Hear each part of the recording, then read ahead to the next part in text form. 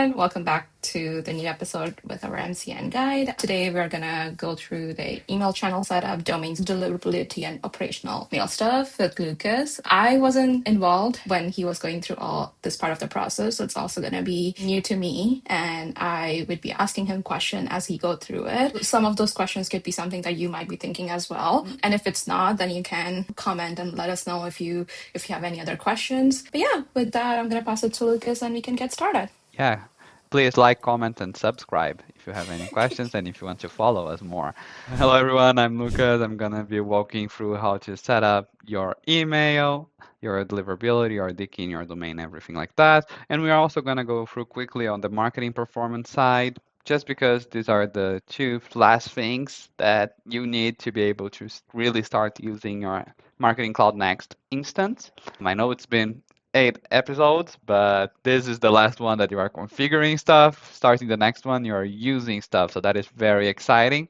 So we're going to start with the email. And to get to this setup place, you always have to come here in the setup, platform tools, marketing cloud, assistant home. This is the place where you can see all the steps that you have to conclude to have your marketing cloud setup. And you can see here required setup, email, and marketing performance, the two things that we're going to talk about today. First, going to email. It has a few areas about consent that we already covered in the last video because I think it's a bit more complex than what it has here. The only thing extra here that you have is manage the consent validation. Decide to check on consent for promotional and transactional email. So you can see here we have this enabled for promotional but not transactional. And this is almost the only thing that you have here on consent. And as you saw in the last video, we had much more details because it is a very complex area. But going to email delivery itself, you have to create first your authenticated domains.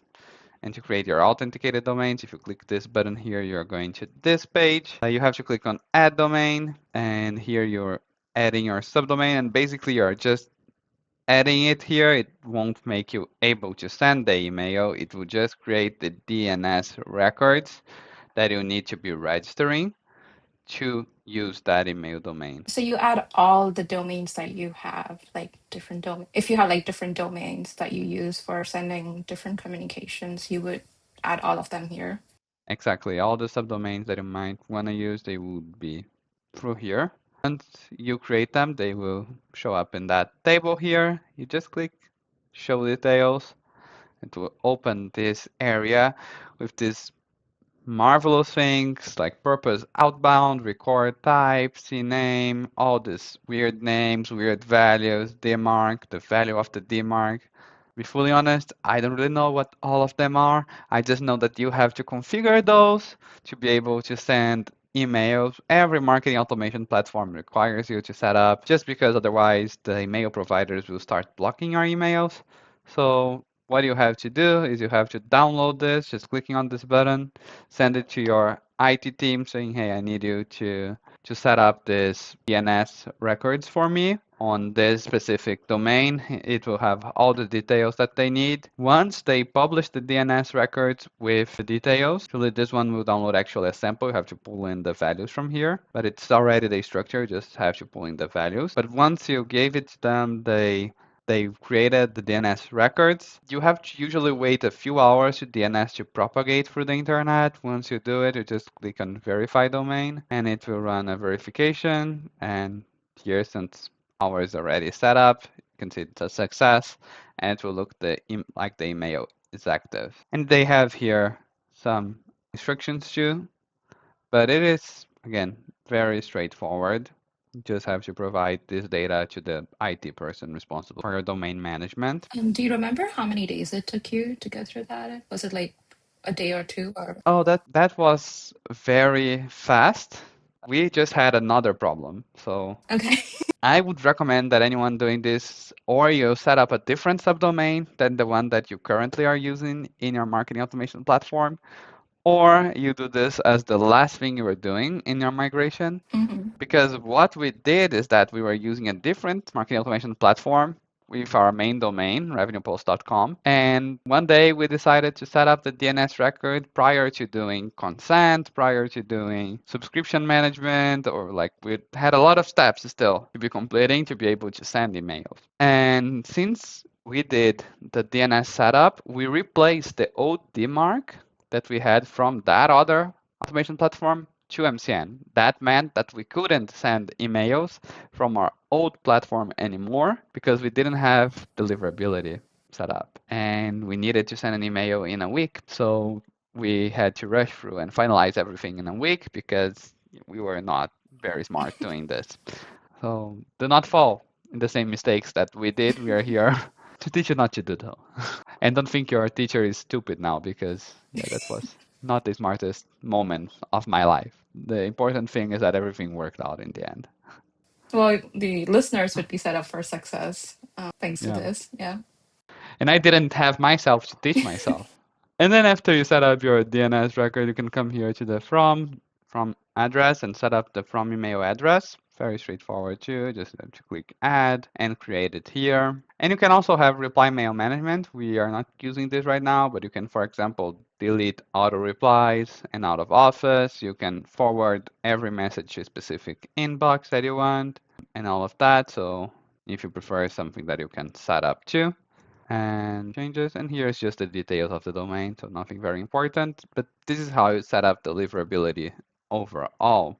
After you do so, you have to add or update your physical address, just because every email has to have the right address. And clicking here, you go to the company information. You can see here the address area. And this took me longer than actually the deliverability part. Why?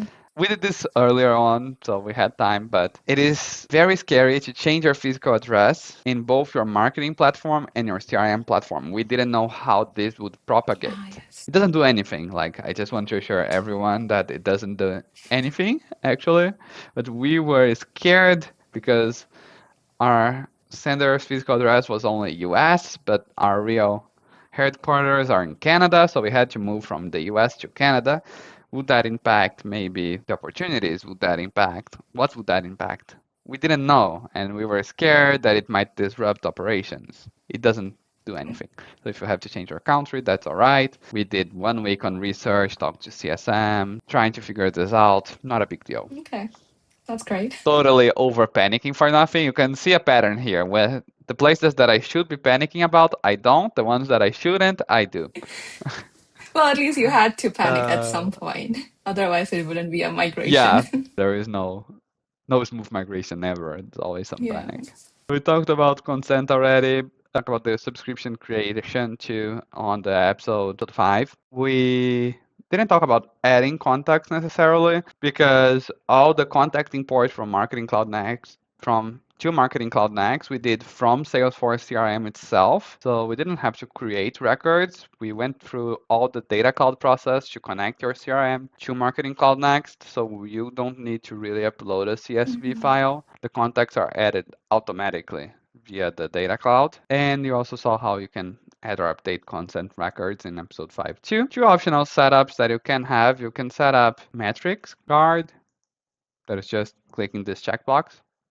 Not a big deal either. And you can also do send time optimization. That is right here. You just click enable. We're not using it right now internally, but you can do it if you prefer. And with that, you are all ready to be sending your marketing emails. You have your deliverability set up, all of that. The only last thing that I want to talk about is the marketing performance part.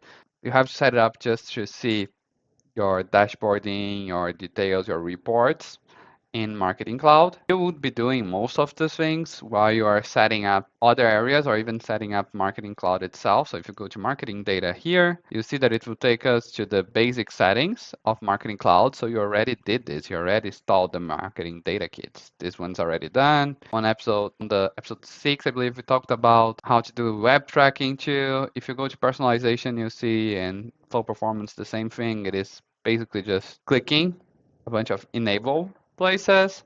And what this will do is just create some data flows to be able to analyze your data in reports inside of Marketing Cloud Next. So we already did the marketing data kits. After that, you install marketing performance. Again, just click install, very straightforward. And for people to be able to see your reports, they will need this Tableau Next included app business user permission set. So just assign to the users that you want to be able to do reporting this specific permission set. Also very straightforward, no rocket science here. Just something that you can go through and really start doing your marketing and your reporting after that.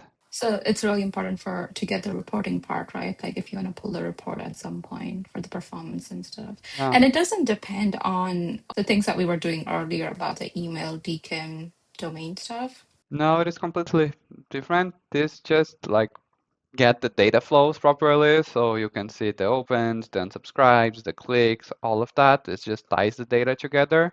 But it is also an important part to finalize this required setup that we have and move forward on our implementation. I see. Did it take you some time, like similar to DKIM, or like Oh, the address change that took you a week? Like no.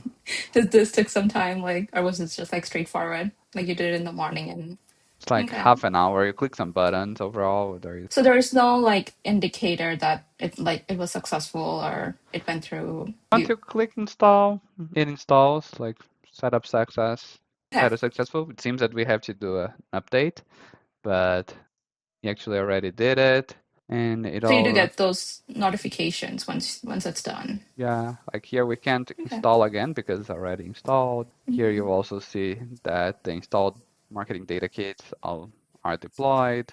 So Perfect. yeah, you have those visual cues. So I guess this was like one of the most straightforward part of the process or Yeah. migration. Yeah, basically the main learning here is know when to panic when setting up deliverability and your domain and all those things, know the risks that you're taking, and know Yeah. where you're not taking any risks, to be honest, because I panic for no reason for a week, and you don't need to do the same. Yeah. Sounds good. I don't think I have any other questions, but if the listeners have any questions, feel free to comment and let us know. Uh, yeah, you can find us on @RevenuePulse and YouTube. Follow us, like, subscribe, everything. Thank you very much for watching, Yeah. and I'll see you all in the next episode.